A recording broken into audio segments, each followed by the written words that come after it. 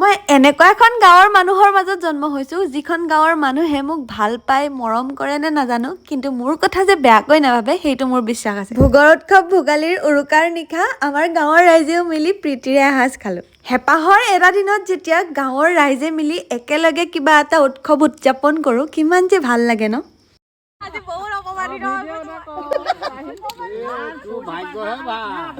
অপমানিত নাই হোৱা হয়তো সোনকাল হ'ব পাৰে ক'ব পৰা নাই কঁকালে চকালে চবতে আছে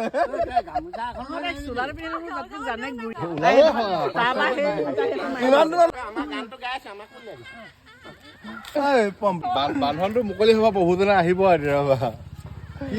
এই যে অলপ আগত কৈছিলো বিশ্বাস আছে বুলি কাৰণটো কি জানেনে যদি মই কিবা এটা ভুল কৰিছো মোৰ মুখৰ আগতে তেওঁলোকে ক'ব আৰু ক'ব এইটো শুধৰাই ল। ঠিক তেনেদৰে আমাৰ গাঁৱৰ মানুহখিনিও বহুত বেছি মৰমীয়াল জানেনে। তেওঁলোকেও জানে মই যে হাঁহি ভাল পাওঁ আৰু যদি মন মাৰিও থাকো সদায় সোধে তোৰ কিবা হৈছে নেকি। তাই প্ৰথম পঢ়োতে উত্তৰ ফালে পৰিছে গতিকে সেইফালে হ'ব তাই নাই কোৱা মই দেখোন সেৱা কৰিছিলো মানে উল্টাকে কৈছিলো সেইটোকে জোকাৰি আছে আকৌ চবে সেইফালে যাবি বোলে মইতো আগৰ জন্মত কিবা এটা ভাল কাম কৰিছিলো সেইকাৰণে ইমান মৰমীয়াল গাঁৱৰ মানুহখিনি পালো আৰু সকলোলৈকে ভোগালী বিহুৰ শুভেচ্ছা থাকিল দেই। আশা কৰিছো আপোনালোকো ভালে থাকক সুস্থ থাকক হাঁহি থাকক। আজিলৈ আহিছো বাই বাই।